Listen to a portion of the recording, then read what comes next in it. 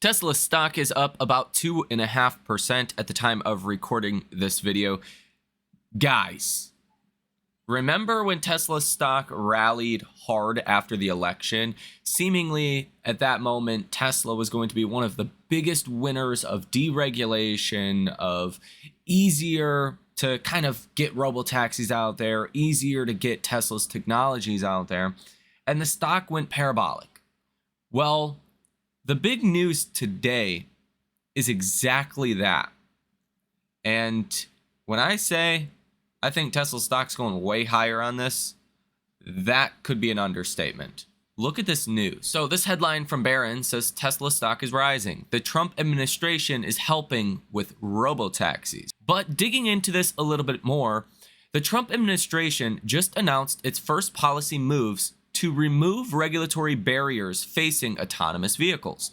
The NHTSA will now allow domestically produced AVs to qualify for exemptions to U.S. auto safety standards previously offered only to imports, the agency said today.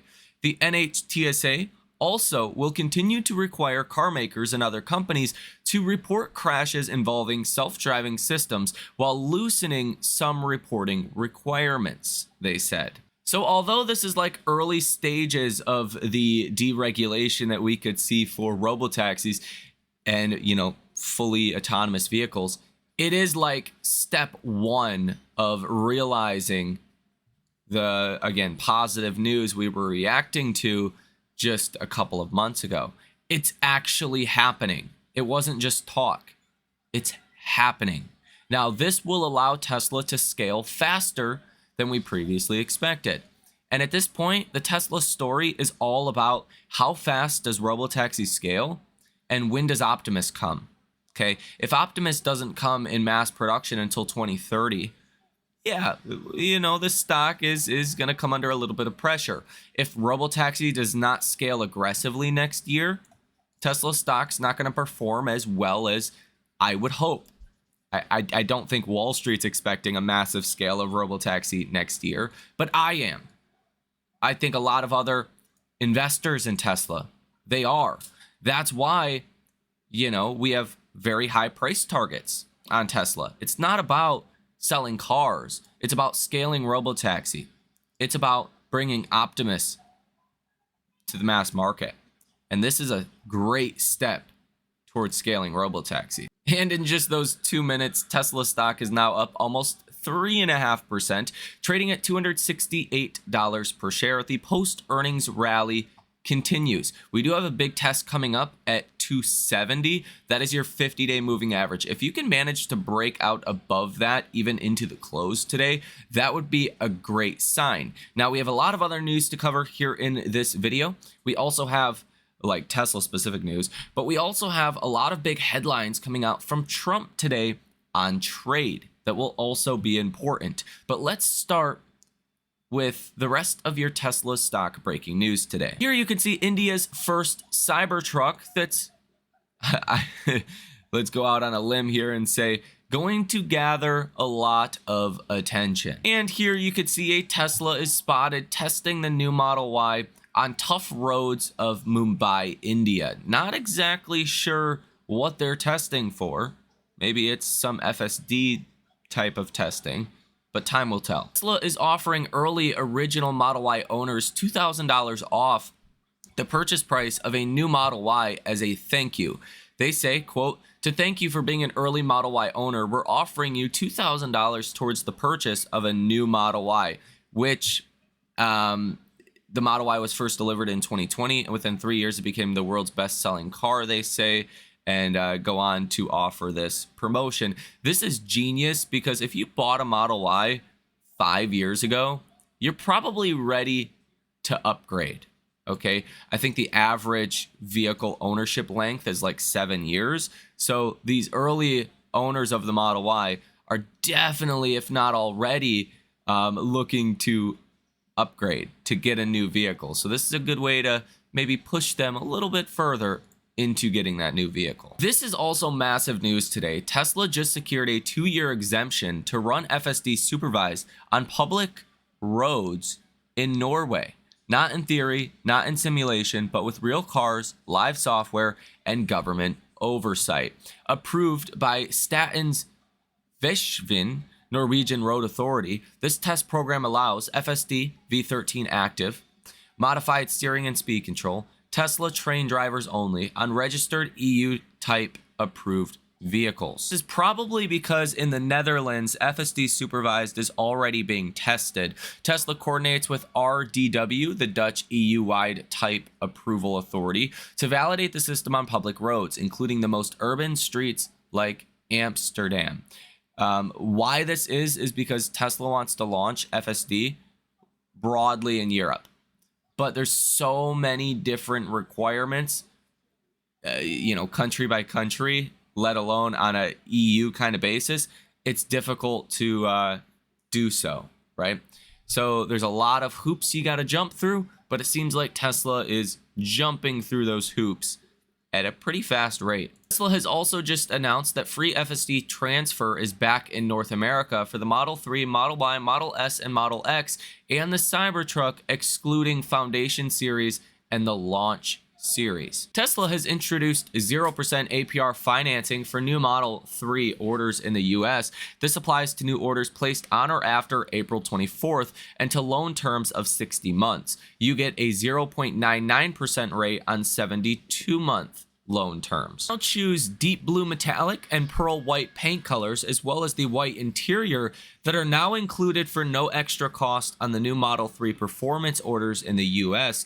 The paint colors alone were like $1,500 to $2,000, and the white interior option was like $1,500. So that's about $3,500 in savings. Waymo has announced they are now providing over 250,000 paid robotaxi trips per week, up from 200,000 per week 2 months ago. That is 35,700 paid robotaxi trips per day on average. Kia has an all-new electric EV4 sedan that will start at $37,000 in the US, $29,500 after the federal EV credit. We'll see how this thing sells. I actually like the look of it quite a bit. I think I like unique things, and this definitely looks unique. There's nothing really out on the road today that looks like this, and for the price, it could be a compelling buy for some people. So definitely want to be on the lookout to see how this one sells. Option activity on the day today from hedge funds and institutions is pretty neutral. You have 63 different trades totaling $32.45 million with a positive order value of 49%. And here on the day today, it looks like about 400,000 shares are being covered by hedge funds and institutions. Okay, yesterday you had over 2 million shares that were covered. So just in the last 24 hours, roughly, you've had almost 2.5 million shares that have been covered by hedge funds and institutions. That's a pretty good sign that people don't want to be short, or some people at least don't want to be short in Tesla stock right now, which I think is a good move for anyone that may be short. You probably don't want to be short in Tesla because I think some big news is coming soon in regards to a China delay of the tariffs. I think Trump could announce that literally any time now. Probably over this weekend, if I were to imagine. If he's serious and wants to negotiate, as it sounds like he is in recent days, then delaying of those tariffs, is the first step, I think, in actually doing that. Now, short interest off free float at 2.72%, $19.81 billion sold short currently in Tesla stock, totaling 76.34 million shares. When that China keep wanting to call it ceasefire, but essentially ceasefire of the trade war, like a pause, is it's going to cause Tesla stock to rally huge. It's going to send Tesla back into the 300s. There's going to be a pretty violent short squeeze in Tesla specifically, your most highly shorted stocks, but really just even in the broader markets. I think you're going to see a pretty parabolic move to the upside. Now, also what is in part boosting markets today is Alphabet, that had really good earnings, that showed a lot of confidence in the future of the business, boosting the dividend, issuing a $70 billion share buyback. That's usually not what a company does if you're on the doorstep of a recession. So I think that is, broadly speaking, a good sign, but we really need to get Apple, Amazon earnings, like some of your more impacted companies from the consumer and from tariffs to actually report before we draw, too many conclusions for this earnings season, which will be next week where those companies will be reporting. Also in the news today, we have a lot of big trade headlines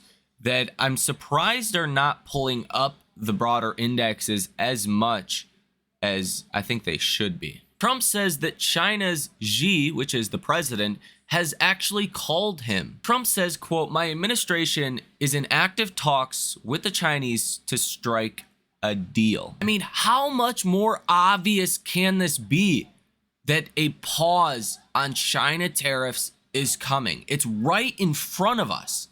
I think some people are just not paying attention. When this comes, you're going to see an even larger rally in markets. I would be highly surprised if we don't have a pause on Chinese tariffs before Monday. Like, this news is going to come out over this weekend, in my view. Take that, do what you will with it. But keep in mind, I'm not a financial advisor. I don't know Trump personally. I don't know what the extent of that phone call sounded like. But, I mean, the first step to negotiating is like lifting the embargo on China. China's not going to want to negotiate until the tariffs are at least paused. Donald Trump says Crimea will stay with Russia. Donald Trump says, "I will set a fair price of tariffs for different countries." Trump says, "I would consider it a victory if the U.S. has 50% tariffs a year from now." That's kind of a crazy headline. 50%? There's no way. Trump says that he wasn't worried during the April bond market stress, which is untrue. It seems like everything at this point is really about the bond market, right? When the bond market starts to break, Trump starts to break.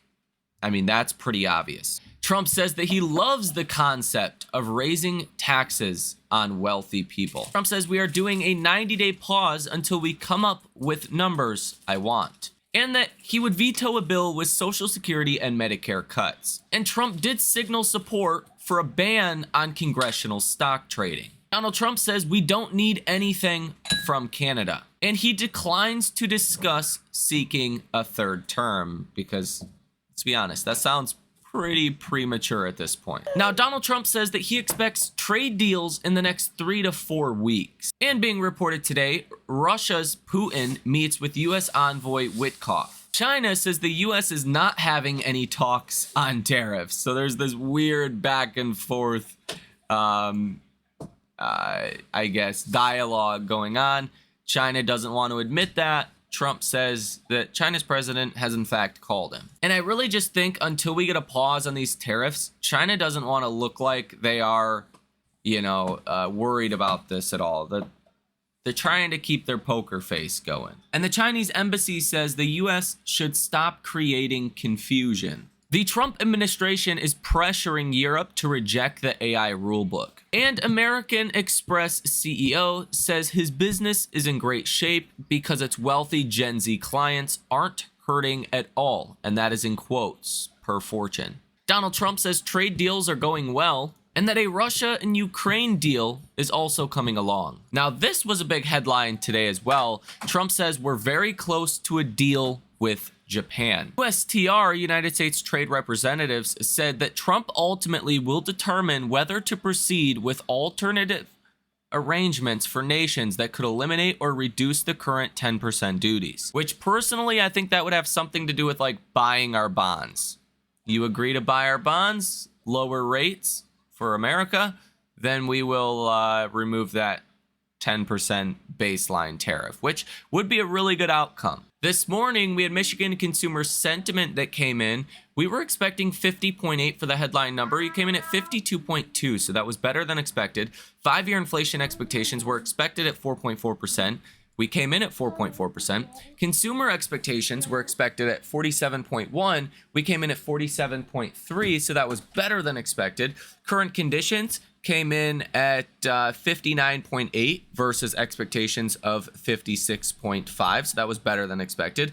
And 1-year inflation expectations came in at 6.5% versus expectations of 6.7%. So across the board today, Michigan consumer sentiment came in better than expected, although still high. CNN's Fear and Greed Index is now at 34. That is a huge improvement from where we were just a couple of weeks ago when you hit as low as 3.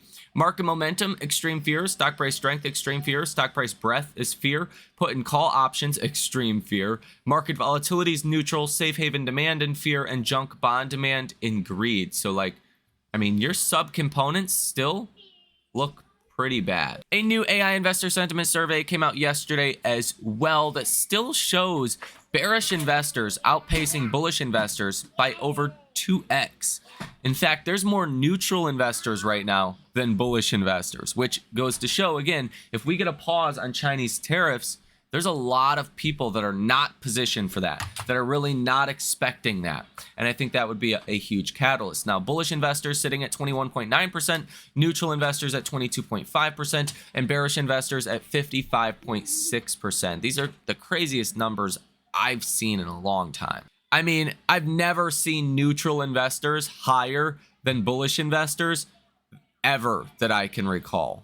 That's weird in and of itself. We did get a new Atlanta Fed GDP Now update yesterday, coming in at negative 2.5% for the headline estimate. If you exclude gold imports, you're negative 0.4%. So next week we get our first GDP report, the first real, estimate, and it's gonna be pretty negative. At least that's what it looks like. Also in the news today, it's being reported that Amazon sellers are raising prices after Trump's China tariffs. They say, quote, "It's unsustainable." They say about 25% of price increases in recent weeks have come from sellers based in China, according to Smart Scout data. Many US-based retail sellers are looking for new suppliers in countries like Vietnam, Mexico, and India. So again, I think Amazon is going to be one of the most important companies for this earnings season. And to go ahead and wrap up this video, the Dow is down 0.75%, S&P is down about 0.25%, NASDAQ up 0.13%, Russell 2000 down about 1%, and the VIX is up about 0.5%. Still, even though we've rallied or recovered quite a bit from the lows, the VIX is still at 26.5. So it's still very, very elevated. Let me know what you guys think about all of this down below in the comment section. Ladies and gentlemen, have a fantastic rest of your day, and I will see you in the next one.